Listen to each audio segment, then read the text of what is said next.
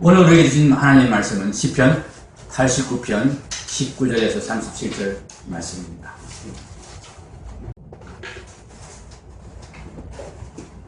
말씀의 제목은 은혜의 실체입니다.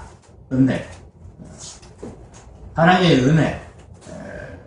하나님의 은혜를 다른 말로 하나님의 사랑이라 할 수 있습니다. 그리고 또 다른 말로 하나님의 인자하심이다. 하나님의 자비하심이다. 그렇게 표현할 수 있습니다. 구약 성경에서 하나님의 사랑, 하나님의 인자하심을 표현하는 단어는 헤세드입니다. 헤세드라고 들어보셨습니까? 헤세드. 신약 성경에서 아가페는 들어보셨죠? 아가페에 해당되는 구약 성경의 단어가, 히브리어 단어가 헤세드입니다. 헤세드. 이 헤세드가 이 시편 89편에 반복해서 나옵니다. 보십시오. 89편 1절에 내가 여호와의 인자하심을 영원히 노래하니 주의 성실하심을 내 입으로 대대히 알게 하리이다. 이 인자하심, 이 단어가 헤세드입니다. 헤세드. 그리고 성실하심에 해당되는 단어는 아멘입니다. 아멘. 아멘 아시죠? 아멘. 진실로, 정말로 그런 뜻의 단어입니다. 인자와 성실, 인자와 성실이 같이 나오게 되는 이유가 있습니다. 하나님의 이 인자하심, 하나님의 이 헤세드, 하나님의 이 사랑, 이 아가페 사랑은 아멘과 관계가 있는 것입니다. 진실로, 정말로, 진실되게 그냥 허튼 소리 하는 게 아니고 하나님은 한번 말씀하신 것을 꼭 지키시는 그런 언약의 하나님, 그렇게 신실하게 자기 약속을 이행하시는 것, 이것이 하나님의 사랑, 하나님의 인자하심, 하나님의 은혜와 관계되어 있다 하는 이야기입니다. 주 하나님께서 우리에게 베푸시는 자기 예수님으로 말미암아 구속받은 성도들에게 베푸시는 은혜, 이 인자하심은 무엇일까요? 하나님이 우리에게 베푸시는 인자하심의 핵심이 무엇일까? 이것을 오늘 우리가 분명하게 인식하고 하나님이 우리에게 베푸시는 이 은혜를 우리가 이 세상에서 받아 누려야 되는구나, 이것을 붙들고 살아야 되는구나 하는 다짐을 굳게 했으면 좋겠습니다. 하나님의 인자의 핵심, 하나님의 은혜의 핵심을 잘 표현한 구절이 30절부터 34절의 말씀입니다. 30절, 34절, 30절에서 34절까지 한번 같이 다시 읽겠습니다. 만일 그의 자손이 내 법을 버리며 내 규례대로 행하지 아니하며 내 율례를 깨뜨리며 내 계명을 지키지 아니하면 내가 회초리로 그들의 죄를 다스리며 채찍으로 그들의 죄악을 벌하리로다. 그러나 나의 인자함을 그에게서 다 거두지는 아니하며 나의 성실함도 패하지 아니하며 내 언약을 깨뜨리지 아니하고 내 입술에서 낸 것은 변하지 아니하리로다. 아멘. 이 말씀은 사무엘하 7장 14절에서 15절에서 하나님께서 솔로몬을 염두에 두고 다윗에게 주신 이 다윗 언약과도 같은 것입니다. 다윗 언약이 어떻게 되어 있느냐 하면은 사무엘하 7장 14절 15절에 이렇게 되어 있습니다. 다윗 언약. 나는 그에게 아버지가 되고 그는 내게, 본문을 제가 기록해 놨으니까 같이 보시기 바랍니다. 다윗 언약 같이 한번 읽겠습니다. 나는 그에게 아버지가 되고 그는 내게 아들이 되리니 그가 만일 죄를 범하면 내가 사람의 매와 인생의 채찍으로 징계하려니와 내가 내 앞에서 물러나게 한 사울에게서 내 은총을 빼앗은 것처럼 그에게서 빼앗지는 아니하리라. 아멘. 하나님께서 다윗에게 이런 언약을 주셨습니다. 네 자손에게 내가 은혜를 베풀 것이다. 은혜를 베풀 것이다. 어떤 은혜냐? 내가 그에게 아버지가 되고 그는 내게 아들이 될 것이다. 그 다음이 중요한 거예요. 그런데 그가 만일 죄를 범하면 내가 버리지 않을 것이다. 죄를 범하더라도 내가 버리지 않을 것이다. 근데 버리지 않고 그냥 두는 게 아니고 하나님이 어떻게 하시느냐? 내가 사람의 매와 인생의 채찍으로 징계할 것이다. 징계를 하는데 하나님이 혼을 내셔서 쫓아내는 그런 징계를 하시는 것이 아니고 에덴 동산에서 아담과 하와를 쫓아내셨듯이 그렇게 하나님 앞에서 쫓아내는 그런 진노를 하시는 것이 아니고 하나님이 계속 붙들고 있으면서 야단을 치는 그런 진노를 나타내시고 하나님께서 결코 사울에게서 내 은총을 빼앗은 것처럼 빼앗지 않는 은총을 결코 빼앗지 않는 그런 징계를 할 것이다. 그런 매를 때릴 것이다. 그런 사랑의 매, 그런 사랑의 채찍으로 내가 내 자녀를 대할 것이다. 내 후손을 대할 것이다. 이것이 하나님께서 다윗에게 약속하신 언약이었습니다. 사람의 아버지가 자녀를 매로 훈육하듯이 정말 자식을 사랑하기 때문에 자녀를 때리지 않을 수 없는 그런 아버지의 사랑처럼 하나님께서 우리를 해초리와 매로 징계하신다는 것입니다. 끝까지 포기하지 않고 우리를 하나님께서 사람 만드시겠다는 것입니다. 우리를 거룩한 하나님의 자녀답게 만드시겠다는 것입니다. 그렇게 해서 마지막 심판 때에서 하나님께서 우리를 자랑할 것입니다. 우리를 향해서 하나님께서 온 세상을 향해서 특히 사탄을 향해서 하나님께서 자랑할 것입니다. 너희가 비난하고 너희가 정죄했던 내 아들을 봐라. 너희가 형편없다고 하나님 저런 인간을 하나님 자녀 삼아서 자녀라고 하나님 자녀라고 내주었습니까? 십니까? 그렇게 내게 빈정을 했던 내 아들을 봐라. 내 아들이 어떻게 변했는지 봐라. 이렇게 하나님이 자랑스러워 하실 것입니다. 그렇게 되도록 만드실 것입니다. 그렇게 자랑할 때 사탄의 코가 납작해질 것입니다. 사탄의 코를 납작하게 하신다는 이야기를 하나님은 창세 때부터 이 세상을 창조하실 바로 그때부터 말씀하셨습니다. 창세기 3장 15절입니다. 같이 읽겠습니다. 여자의 후손은 내 머리를 상하게 할 것이요. 예수님이 이 사탄의 머리를 깨부술 것이다. 상하게 할 것이다. 이것이 무엇을 가리켜 하신 말씀인지 우리가 알아야 됩니다. 마지막 심판을 이야기한 것이 아닙니다. 예수님의 십자가를 이야기하신 것입니다. 십자가로 예수님이 승리하셨다고 골로새서 2장 15절 말씀이 우리에게 알려주고 있습니다. 십자가가 무슨 승리냐? 골로새서 2장 15절 같이 읽겠습니다. 통치자들과 권세들을 무력화하여 드러내어 구경거리로 삼으시고 십자가로 그들을 이기셨느니라. 아멘. 같이 큰 소리를 읽으시기 바랍니다. 하나님 말씀 읽으시고 아멘 하시고 그 다음에 설교자의 설명을 들으시기 바랍니다. 통치자들과 권세들을 무력화. 이 통치자들 권세들은 이 세상 권세 잡은 자, 이 세상 권세를 하나님께서 내어준 그 사탄의 권세를 말하는 것입니다. 그 사탄의 권세들을 무력화시키셨다. 구경거리로 삼으셨다. 그 사탄의 권세가 아무 효력을 갖지 못하도록 만드셨다. 어떻게? 십자가. 사탄은 우리에게 어떻게 도전하는가? 네가 네 인생의 주니. 네 인생의 주인은 너야. 네가 마음대로 결정하고 네가 주체적으로 생각하고 주체적으로 행동하는 거야. 이렇게 사탄은 부추깁니다.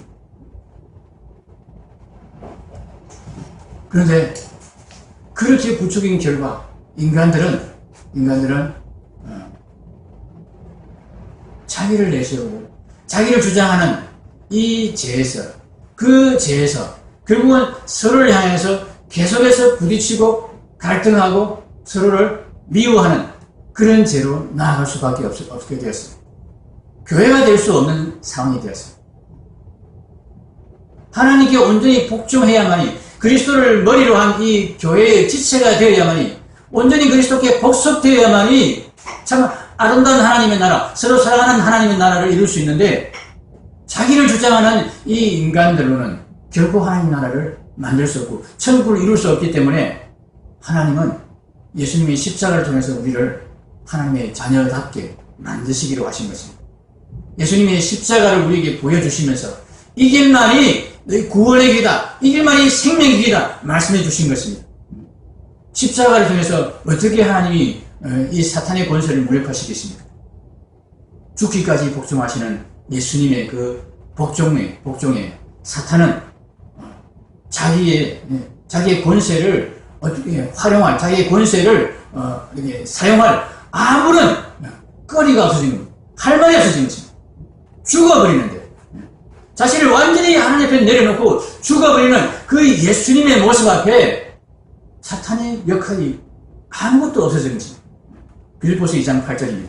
사람의 모양으로 나타나사, 같이 읽겠습니다. 사람의 모양으로 나타나사 자기를 낮추시고 죽기까지 복종하셨으니 곧 십자가에 죽으십니다. 사람의 모양으로, 아멘. 사람의 모양으로 나타나셨다. 예수님은 하나님이십니다. 사람이 아니십니다. 그럼에도 불구하고 사람의 모양으로 나타나신 것, 사람이 되어서 사람이 살 길을 우리에게, 사람의 구원의 길을 우리에게 보여주시기 위해서 사람의 모양으로 나타나신 것입니다. 여자의 후손으로서 사탄의 머리를 부수기 위해서, 사탄의 권세를 무력화시키기 위해서 사람의 모양으로 나타나셔서 십자가를 지신 것입니다. 이 십자가가 사탄의 권세를 깨뜨리는 유일한 길입니다. 온전히 하나님을 믿고 하나님을 신뢰하고 하나님 앞에 죽기까지 복종하는 것, 그 자리가 사탄의 권세를 무력화시키는 자리. 내가 할 수 있습니다. 내가 하겠습니다. 이 생각으로는 이 사탄의 권세를 이겨낼 수 없습니다. 사탄의 유혹을 우리가 이겨낼 수가 없습니다. 죄를 끌어낼 수가 없습니다. 그럼 죄가 무엇입니까? 자기를 주장하는 것이 죄입니다. 자기를 내세우는 것이 죄입니다. 죄의 근본이 바로 그것입니다. 자아를 내세우는 것. 세상의 중심을 자기로 놓는 것. 중이병이 뭔지 아십니까? 이 세상의 중심이 자기인 줄 아는 게 중이병입니다. 인간의 병 중에서 가장 최고의 병인데, 가장 사춘기 때, 이 자아가 한참 일어나는 그 시기가 바로 중학교 2학년 시기다. 그렇게 얘기합니다. 그때 아무도 이 중학교 2학년을 가르칠 수 없어요. 아무도 이길 수 없습니다. 하나님도 이길 수 없어요. 우리가 중이병 걸리면 안 돼요. 내가 나를 내 인생의 중심으로 놓게 되면은 하나님의 계명에 복종할 수가 없습니다. 내 인생의 주인은 하나님이심을, 예수님이심을 이렇게 온전히 인정하고 죽기까지 복종하는 것. 그것이 하나님께서 우리에게 주신 계명입니다. 예수 믿는다는 것은 바로 이것입니다. 예수 믿는 것이 무엇이냐? 로마서 10장 9절 10절이 이렇게 말씀했습니다. 같이 읽겠습니다. 내가 만일 내 입으로 예수를 주로 시인하며 또 하나님께서 그를 죽은 자 가운데서 살리신 것을 내 마음에 믿으면 구원을 받으리라. 사람이 마음으로 믿어 의에 이르고 입으로 시인하여 구원에 이르느니라. 아멘. 로마서 10장 10절을 여러분 무슨 말인지, 무슨 뜻인지 아셔야 합니다. 사람이 마음으로 믿어 의에 이르고 입으로 시인하여 구원에 이르느니라. 마음으로 무엇을 믿는다는 말입니까? 마음으로 무엇을 믿어요? 아니요. 9절에서 말씀하지 않습니다. 더 구체적으로 무엇을 믿어요? 하나님께서 그를 죽은 자 가운데서 살리신 것을 내 마음에 믿으며, 이걸 믿어야 됩니다. 하나님 예수님 살리신 걸 믿어야 됩니다. 그 다음에 입으로 시인하여 구원에 이르느니라. 입으로 뭘 시인하여 구원에 이른다고요? 내 입으로 예수를 주로 시인하며. 예수님 믿는 건 이겁니다. 하나님이 죽기까지 복종하신 그 예수님을 살리셔서, 다시 살리셔서 가장 높은 곳에 올리셨다는 이 사실을 믿어야 됩니다. 이 사실을 믿을 때에 우리가 입으로, 몸으로 무엇을 할 수 있습니까? 예수님을 주로 시인하는 이 믿음에 이를 수 있습니다. 예수님을 주인으로 모시는 것입니다. 나는 그 밑에 엎드린 종이 되는 것입니다. 완전히 복종하는 종이 되는 것입니다. 죽기까지 복종하는 자리에 이르게 되는 것입니다. 죽어버리고 나면 무슨 소용이 있어? 예수님을 믿는다는 것은 십자가에 죽는 것을 말합니다. 자기를 죽이는 것을 말합니다. 내 욕심, 내 생각, 내 의지, 이거 다 죽이는 것입니다. 죽으면 끝인데, 아닙니다. 죽으면 끝이 아니라는 것을 하나님께서 예수님을 통해서 분명히 보여주셨습니다. 사람의 몸을 입고 오신 예수님을 사람의 몸으로 다시 하나님께서 살리신 것을 우리가 믿어야 됩니다. 죽으면, 온전히 순종하고 복종해서 죽으면 하나님이 다시 살려주시는구나. 이전과는 비교할 수 없는 영광스러운 몸으로, 영광스러운 생명으로 다시 살려주시는구나. 죽을 때에 살려주시는구나. 이것을 믿어야 죽을 수 있습니다. 이것을 못 믿으면 절대 죽을 수 없습니다. 죽으면 끝인데 어떻게 죽습니까? 절대 나를 포기할 수 없습니다. 내 인생을 포기할 수 없습니다. 내 욕심을 포기할 수 없습니다. 내 주장을 포기할 수 없습니다.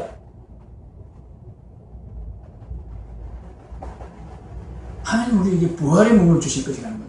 이건 믿지 않으면 우리는 예수 믿는 거 아니에요.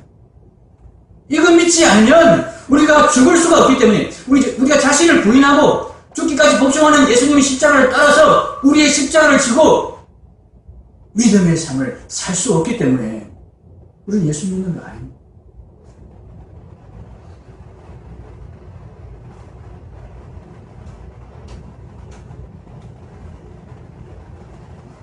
그러면 우리 예수 믿는 자의 삶은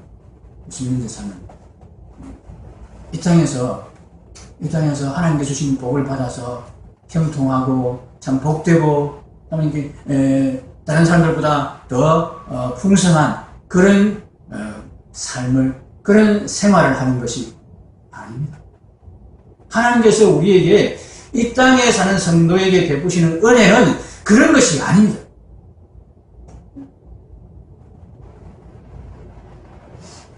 여러분, 우리 스스로가 죄인인 것을 인정하십니까? 죄인을 구원하시려고 예수님께서 십자가를 지셨다는 것을 인정하십니까? 내가 죄인인 것을 인정하시면 하나님께서 이 땅의 삶 가운데서 우리에게 베푸시는 은혜가 무엇인지를 내가 분명히 인식해야 됩니다. 받아들여야 됩니다. 하나님은 우리를 다시 살리실 것입니다. 그런데 그 전에 우리가 죽어야 돼요. 우리가 죽을 수 있습니다. 이 죽는 훈련, 자기를 하나님 앞에 내려놓는 이 훈련, 꺾어지는 이 훈련을 받아내야 됩니다. 하나님께서 예수님을 믿고 예수님을 주로 고백하는 자들을 데리고 이 훈련을 하시겠다고 약속하셨습니다. 이것이 다윗 언약이고 이것이 은혜의 언약입니다. 하나님이 중도에 결코 포기하지 않으시겠다고. 우리가 그렇게 하나님께 약속해놓고 믿겠습니다. 예수님 십자가 붙들겠습니다. 따르겠습니다. 그렇게 해놓고 하다가 나 더 이상 못하겠습니다. 하나님 도저히 이것만 못하겠습니다. 그리고 그렇게 하나님께 때를 쓸 때가 있습니다. 그럼에도 불구하고 하나님께서 은혜를 베푸시겠다고 하십니다. 그때 내가 너를 놓지 않겠다. 너를 던져버리지 않겠다. 너를 포기하지 않겠다. 포기하지 않고 뭐 하시겠다고 그러십니까? 매를 때리겠다고 하십니다. 채찍질을 하시겠다고 그러십니다. 물론 처음에 하나님께서 말씀으로 하십니다. 말로 하십니다. 근데 말로 안 되면 포기하느냐? 아니라고 하십니다. 말로 안 되면 때리겠다고 하십니다. 때리다가 그래도 안 되면 포기하느냐? 아니라고 하십니다. 결코 포기하지 않겠다고 하십니다. 우리가 항복할 때까지 하나님 포기하지 않는다고 하십니다. 네가 이기나 내가 이기나 해보자. 하나님 그렇게 하신다. 하나님을 이길 자가 아무도 없어요. 이 땅에서 살아가는 우리의 삶은 이런 하나님의 은혜를 받는 삶. 우리가 이 땅에서 온전히 하나님의 말씀에 순복하는 예수님처럼 죽기까지 복종하는 그 거룩함이 이렇게 되면 더 이상 이 땅에서 베푸시는 이 하나님의 은혜, 이 채찍과 매의 은혜를 우리가 받지 않아도 됩니다. 그런데 그 전까지는 이 하나님의 매의 은혜를, 이 채찍의 은혜를 우리가 받아야 됩니다. 여러분, 구약성경의 모든 우리 믿음의 선배들이 이 길을 걸어갔습니다. 대표적인 사람이 다윗입니다. 예수님은 말할 것도 없죠. 다윗이 몇 살쯤 되었을 때 기름 부음을 받았겠습니까, 여러분? 한 17, 8세, 더 작으면 16, 17세 정도 그렇게 되었을 때 다윗이 기름 부음을 받았습니다. 소년이었어요. 기름 부음을 받고도 다윗은 바로 왕이 되지 못했습니다. 기름 부음을 받고 사울에게 뽑혀가지고 사울의 악사 노릇을 했습니다. 사울이 막 이렇게 정신이 이상해질 때 하프를 쳐주면 사울이 마음이 안정이 되는 그런 신기한 일이 나타났기 때문에 사울이 뱉어주면서 다윗에게 계속 그렇게 악기를 연주했다고 자기 마음이 이렇게 울적하거나 이상할 때 그렇게 요청했습니다. 근데 다윗이 이제 다윗 나라에 전쟁이 일어났지 않습니까? 블레셋이 쳐들어왔습니다. 왕과 군사들이 다 출전을 했습니다. 그러다 보니까 다윗이 이제 할 일이 없어진 거죠. 집에 돌아와 있었습니다. 그때 아버지가 심부름을 시키지 않았습니다. 전쟁터에 가서 형들에게 양식을 좀 전해주거나 그리고 안부를 묻고 와라.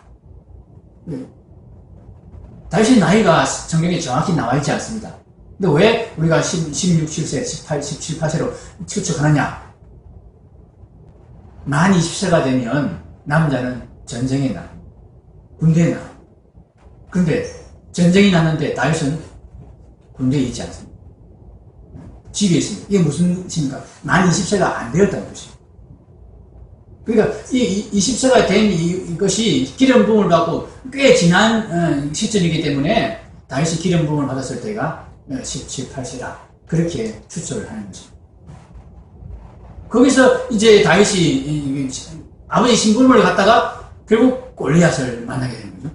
골리앗과 맞닥뜨리게 됩니다. 그 이후로 이 골리앗을 이겨서 골리앗을 이제 무찌른 이후로 다윗이 어떤 삶을 삽니다. 잠깐 사울의 밑에서 군대 생활을 했습니다. 그런데 그때는 잠깐뿐이었습니다. 곧 다윗은 사울에게 쫓겨다니는 그런 도망자 생활을 하게 됐습니다. 다윗이 몇 살 때 왕이 된지 아십니까? 30세. 30세에 왕이 됐습니다. 그렇다면 다윗은 10년 이상 사울에게 쫓겨다니는 도망자 생활을 했다는 뜻입니다. 그 도망자 생활을 하면서 다윗이 어떤 고초를 당했습니까? 가드왕 아기스에게 피난을 했다가 침을 질질 흘리면서 미친 척을 해야 됐습니다. 그런 비참한 지경에 다윗이 놓이기도 했습니다. 하나님께서 다시 이스라엘로 유다 땅으로 돌아가라 그러는 바람에 해외로 도피하지도 못하고 이스라엘 내에서 빙빙 돌고 있는데 그때 하나님께서 또 블레셋이 쳐들어왔을 때 자기 유다 지파의 사람 성읍을 보호하라고 하나님께서 명을 내리셔서 보호하는 그 전쟁을 했는데 그렇게 자기 목숨을 걸고 목숨의 위협을 당하는 가운데서도 나타나서 참 외적의 침입으로부터 자기 백성들을 보호하는 그런 일을 했는데 참 돌아온 것은 무엇입니까? 싸늘한 배신이었습니다. 자기가 그렇게 목숨을 걸고 지켜주었던 그 성읍의 백성들이 자기를 고자질하는 거죠. 사울에게 다윗이 여기 있습니다 하고 고자질을 한 거죠. 그런 배신을 당해야 했습니다. 마지막에는 이 도피 생활을 끝낼 마지막 때쯤에는 진짜 위기가 왔습니다. 자기와 함께 했던 둘도 없는 자기의 신복들인 자기와 함께한 그 군사들에게 돌로 침을 당할 뻔했습니다. 그런 위기와 고난과 어려움을 겪으면서 다윗은 왕이 되었습니다. 왕이 되어도 처음 7년간 제대로 된 왕이 아니었습니다. 남쪽 유다 지파 한 지파의 왕으로만 30세 때 왕이 됐는데 겨우 한 지파만 왕으로 인정했어요. 11지파는 다윗을 왕으로 인정하지 않았습니다. 그래서 한 지파와 11지파가 계속 싸우는 그런 갈등이 있는 그런 상황이었습니다. 제대로 된 왕이라고 할 수 있겠습니까?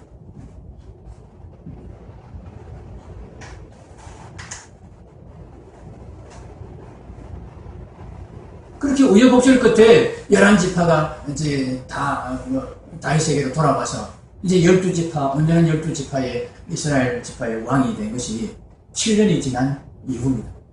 거의 40이 다 돼서 그런 거죠. 그런데 그렇게 12지파의 왕이 되었다고 해서 다윗이 편안한 생활을 보낸 것이 아닙니다. 다윗은 전쟁의 사람이었습니다. 오죽했으면 하나님께서 이렇게 말씀하셨겠습니다. 역대상 28장 3절입니다. 같이 읽겠습니다. 너는 전쟁을 많이 하는 사람이라 피를 많이 흘렸으니 내 이름을 위하여 성전을 건축하지 못하리라. 다윗은 성전을 건축하고 싶었어요. 너무너무 건축하고 싶었어요. 온갖 자기가 가진 모든 재산을 다 들여서 하나님의 성전을 건축하고 싶었습니다. 그런데 하나님이 너 전쟁을 너무 많이 했다. 이 손에 피가 너무 많이 묻었다. 이 전쟁은 샬롬의 상징이다. 근데 이 성전을 네 손으로 지으면 된다. 나는 샬롬이라는 이름을 가진 네 아들을 통해서 이 성전을 지을 것이다. 솔로몬의 이름이 샬롬이라는 솔로몬. 그럴 정도로 다윗은 전쟁을 많이 한 사람입니다. 다윗의 평생에 전쟁이 끊일 날이 없었습니다. 이제 외적을 방비하기 위해서 그렇게 계속 전쟁했던, 편한 날이 없었던 거예요. 그러다가 이제 이 외적들이 어느 정도 정복이 되고 안정이 되었습니다. 말년이죠. 근데 그때 어떤 일이 발생합니까? 바세바 사건이 발생. 너무 힘들었던 것 같습니다, 당시. 너무 힘든 인생을 달려오다가 조금 편안해지니까 갑자기 막 긴장이 풀리고 느슨해집니다. 그래서 범죄하게 됩니다. 이 범죄로 인해서 바세바와 이 범죄로 인해서 그 여파가 정말 만만치 않았어요. 자식들 사이에 서로 이 성범죄가 일어나고, 그로 인해서 자녀가 자녀를 죽이는 살인이 일어나고, 또 그것을 원인으로 해서 자식이 자기에게 반란을 일으키는 반역을 경험하게 됩니다. 다시 쫓겨가지 않습니다. 압살롬에게 반역이 쫓겨서 피난을 하는 그런 지경에 이르렀습니다. 마지막까지 다윗이 왕의 생활이 편하지 않았습니다. 마지막에 솔로몬에게 왕위를 물려줘야 되는데 아도니아가 반란을 일으켜서 그 반란을 처리하고 결국 솔로몬에게 왕위를 넘겨주고 다윗의 왕 생활이 끝납니다. 이런 삶 가운데서 하나님은 다윗을 계속 죽이시는 겁니다. 자기의 욕심, 자기의 정욕, 자기의 주장, 이것을 다 내려놓고 온전히 하나님께 순복하는 그 훈련을 하나님은 시키시는 것입니다. 예수님을 믿는다는 것은 이 십자가를 지는 훈련을 하겠습니다. 십자가를 지고 가는 그 삶을 제가 시작해 보겠습니다. 하나님께서 그렇게 나를 끌고 가실 것을 내가 압니다. 기꺼이 따라가 보겠습니다. 자신이 없지만 하나님께서 하시겠다고 하셨으니 제가 하나님의 은혜를 믿고 끝까지 포기하지 않으시고 끝까지 하나님께서 나를 추적해서 하나님의 자녀로 만드시겠다고 하신 그 말씀을 믿고 제가 따라가 보겠습니다. 그렇게 하나님 앞에 우리가 다짐하는 것입니다. 그 가운데서 우리 실패합니다. 하나님께 우리가 반역하듯이 그렇게 대드리기도 할 것입니다.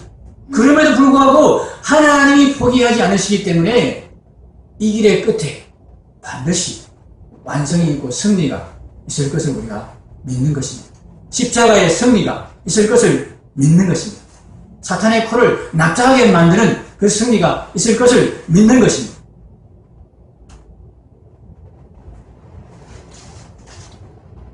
마침내 하나님께서 우리에게 분명히 형통의 복을 주실 것입니다. 천국의 복을 주실 것입니다. 영생의 복을 주실 것입니다.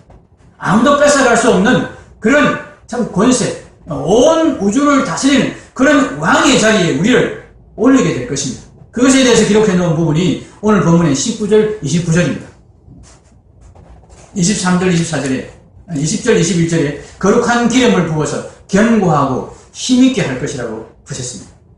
23절, 24절에는 대적들을 박멸하며 미워하는 자들을 치시고 뿌리 높아지게 한다고 하십니다. 27절에 세상 왕들에게 지존자가 되게 하신다고 하십니다. 29절에는 왕위를 하늘의 날과 같게 할 것이라고 하십니다. 그런데 이 땅에서의 우리의 삶은 이런 삶은 아닙니다. 이 땅에서의 우리의 삶은 이 복을 누리기 위한 훈련의 삶이요, 십자가를 온전히 지는 삶입니다.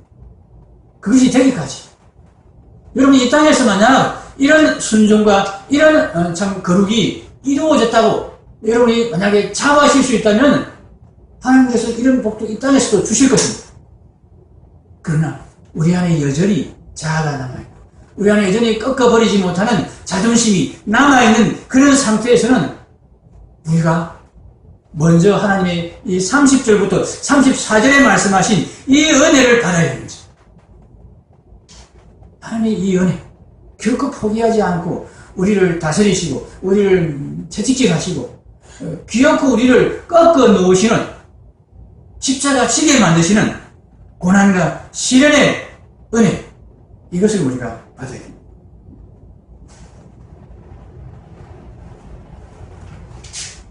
다윗의 일생 가운데서 한 번도 즐거웠던 적이 없고 한 번도 형통한 적이 없었던 것은 아닐 것입니다. 우리의 훈련의 기간 중에 하나님께서는 때때로 우리에게 즐거움을 주십니다.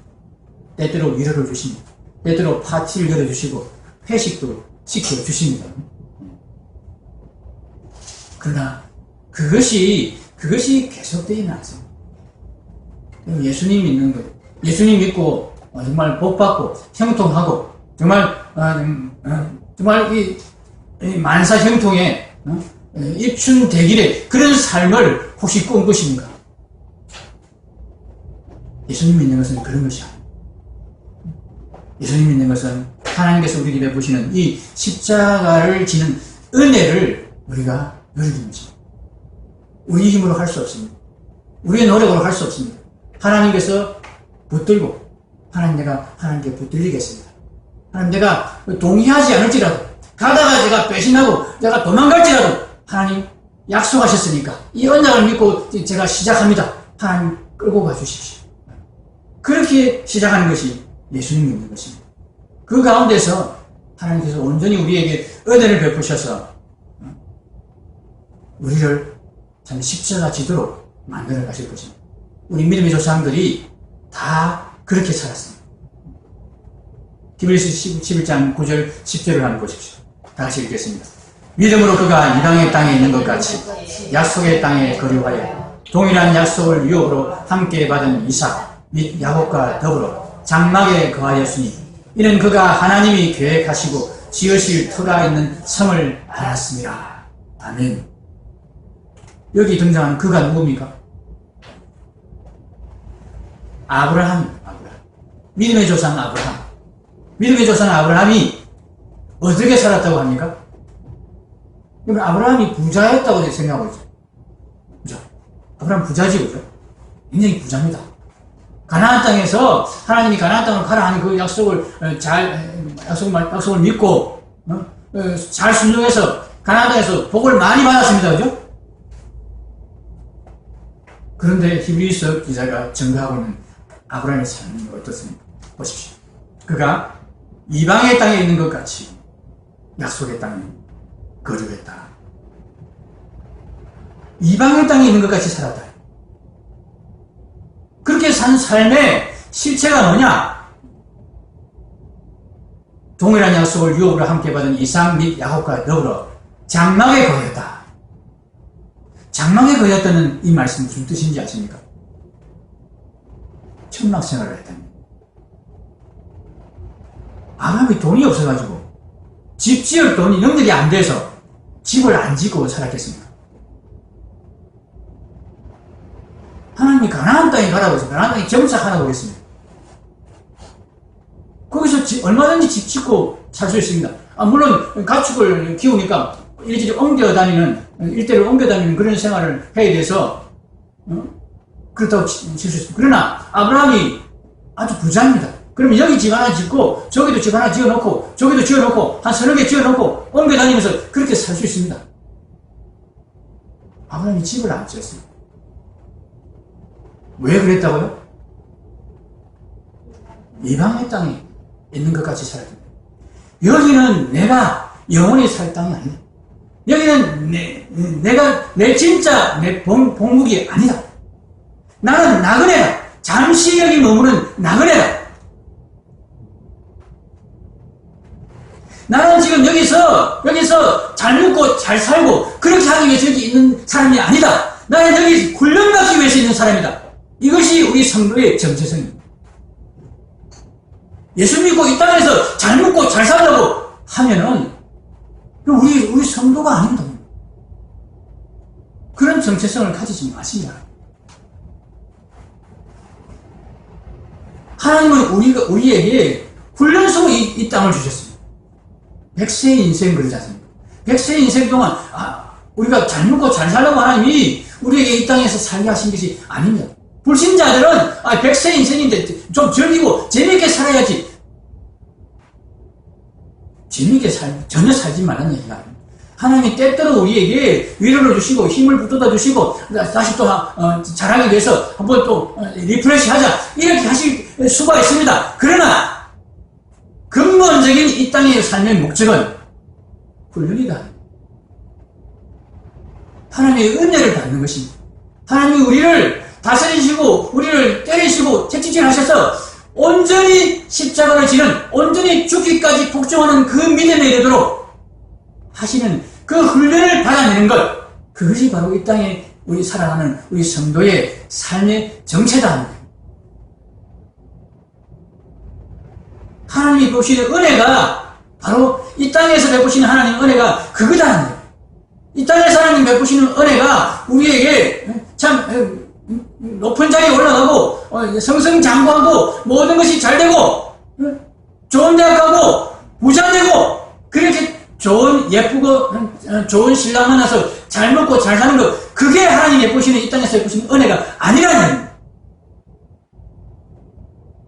완벽한 하나님 나라를 우리가 소유하고 그 나라를 다스리는 온전한 하나님의 왕이 하나님 자녀가 되게 하기 위해서 이 땅에서 지금 하나님이 완벽한 훈련을 시키는 것, 그것이 하나님의 은혜다. 그 훈련을 결코 포기하지 아니하시고, 내가 아무리 못하겠습니다. 하나님, 더 이상 못하겠습니다. 힘들어서 못하겠습니다. 이렇게 해도 하나님이 때로는 달래시고 때로는 얼르셔서 결국은 이 훈련을 마치도록 만드시는 것, 그것이 하나님이 우리에게 베푸시는 은혜다. 하나님 결코 포기하지 않으십니다. 나를 끌고 가실 것입니다. 좋은 말로 할 때 말을 잘 들으면 이 훈련의 기간도 좀 편하게 지낼 수 있습니다. 좀 편하게 지내고 싶으십니까? 말로 할 때 잘 들으십시오. 말로 할 때 안 들으면 어떻게 하신다고요? 때리시네요. 그 때리시는 것이 하나님의 은혜입니다. 하나님 결코 포기하지 않으십니다. 제가 여러분을 좀 편하게 해드리기 위해서 매일 말씀 묵상, 매일 정식으로 계속 강조합니다. 그러면 좀 편하게 사실 수 있습니다. 매를 덜 맞고 살 수 있습니다. 하나님의 말씀이 칼이다, 검이다, 그렇게 우리의 마음을 물리적으로 때리는 게 아니고 하나님 말씀이 우리를 때릴 때 그 매를 먼저 맞고 나면은, 잘 맞고 나면 하나님이 손을 들어 치시는 것을 우리가 당하지 않았고, 이건 심판의 매가 아닙니다. 사랑의 매고 은혜의 매. 우리가 이 땅에 사는 것은, 성도의 이 땅에서 삶은 이 하나님의 은혜, 이 땅에서의 하나님이 훈련시키시는 이 은혜를 받는 삶이구나. 이 은혜를 기꺼이 받으면서 이 은혜를 더 잘 받는 그런 삶을 내가 열심히 살아야 되겠구나. 이런 다짐을 우리가 이 시간에 하면 좋겠습니다. 기도하겠습니다.